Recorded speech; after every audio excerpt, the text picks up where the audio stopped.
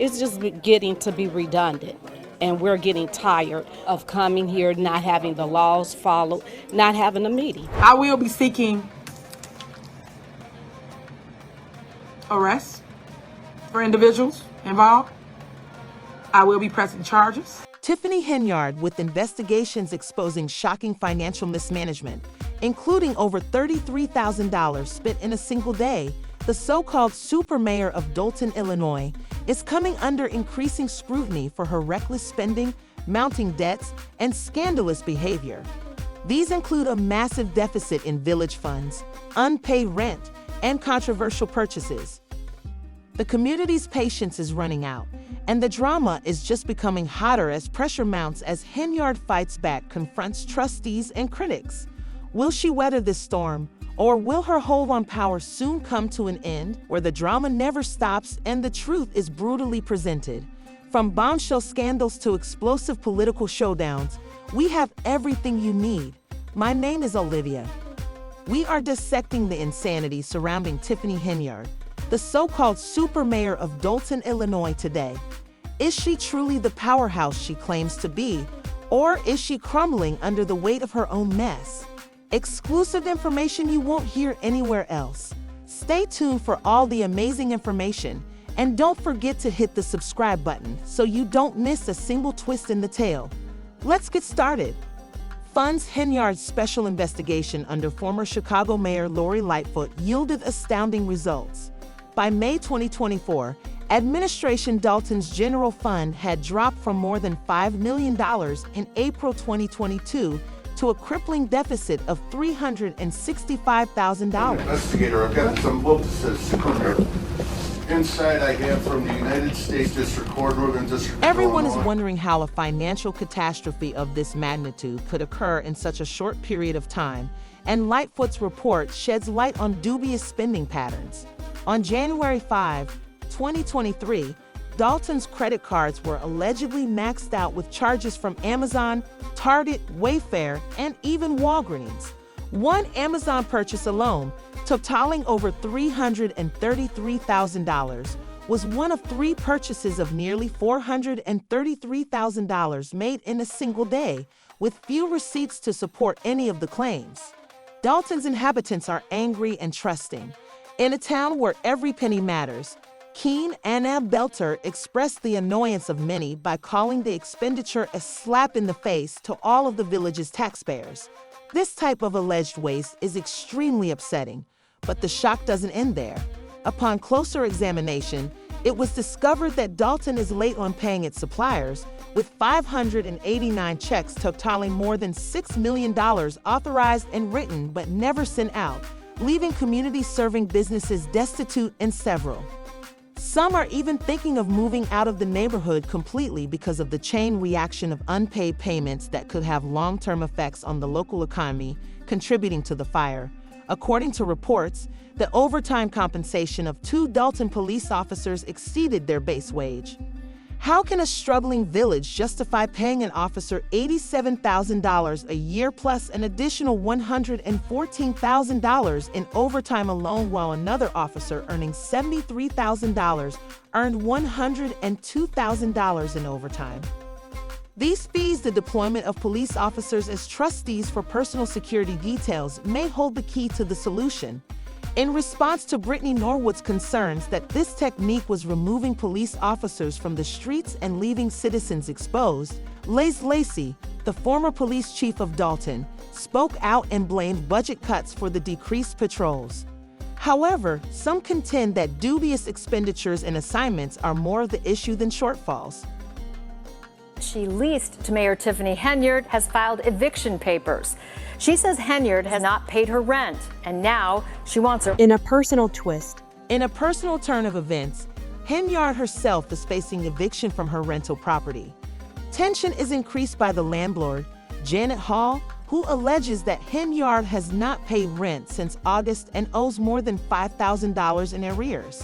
According to Hall, Henyard and her partner altered the property's locks to prevent her from seeing someone who earned more than $300,000 in total. There are concerns about this eviction. This calls into question the mayor's personal financial management. If she is having trouble managing her own cash, Henyard's purported personal financial difficulties are indicative of a bigger trend. What does that indicate about her capacity to oversee a village's finances? Residents of Dalton who have already been severely impacted by these revelations are wondering why they aren't just using credit cards and working extra. Talking in an attempt to project leadership, billboards featuring Henyard's image and phrases like "keeping my promises" and "fighting for my residents" have been appearing all over Dalton. However, many residents have compared these to self-promotional tactics used by autocratic regimes, highlighting the stark contrast. Former Dalton Mayor Riley Rogers has noted that he never felt the need to. The cost of installing billboards and hiring a personal security detail while in office as mayor is something Dalton can scarcely afford, and it has only strengthened the perception that the Henyard administration is more concerned with advancing her own brand than with caring for the village. Village board meetings, which ought to be the regular affairs of local government, have devolved into chaotic dramatizations.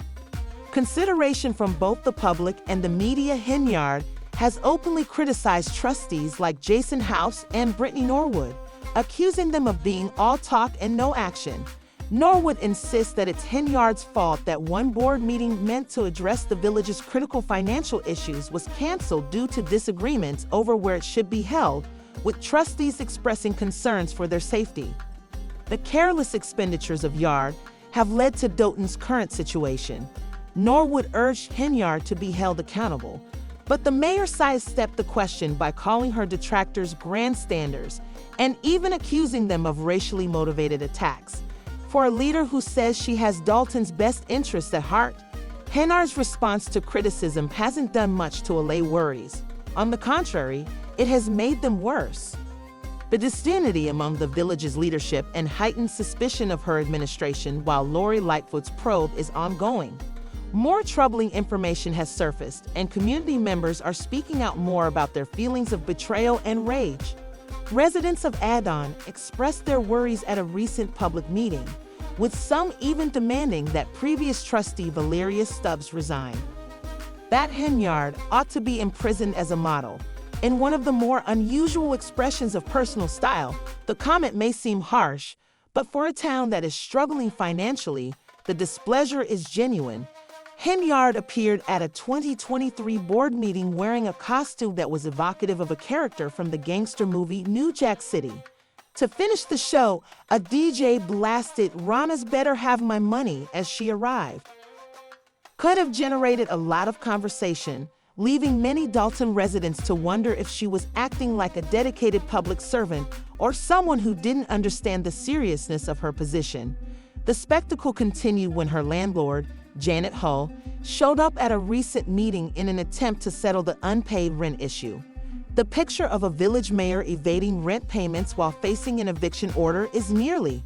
Amazingly, this ongoing drama has portrayed a leader whose behaviors are contradictory with the title of super mayor. She asserts that locals are actively resisting this, as many are frustrated with the seeming lack of accountability and transparency, as well as the apparent contempt for community welfare trustees such as Brittany Norwood and Jason House, who have been outspoken in their calls for an accountable and transparent method for handling village funds. In particular, Norwood blasted the emphasis on individual security over public safety, claiming that residents feel less safe when police officers are assigned to the Henyard security detail instead of patrolling the village. For small business owners like Lawrence Gardner, the Henyard leadership style has felt oppressive. Gardner says that after refusing to contribute, his trucking company was shut down. He is not the only one supporting Henyard's political effort. Similar claims have been made by other locals who claim that the mayor's office has targeted political opponents with police enforcement. The troubles of the Henyard are far from done. With all this commotion surrounding her Henyard, it has been stated that federal subpoenas have been issued, lawsuits are mounting, and even her own employees are supposedly questioning her leadership. Dalton citizens are beginning to doubt how long she can continue to serve in the face of increasing public and legal demands, despite her intention to compete for re-election, confident in her chances for another term. However, Lori Lightfoot's investigation is far from finished, and as more information becomes available, the prospects for Henyard's administration become more bleak.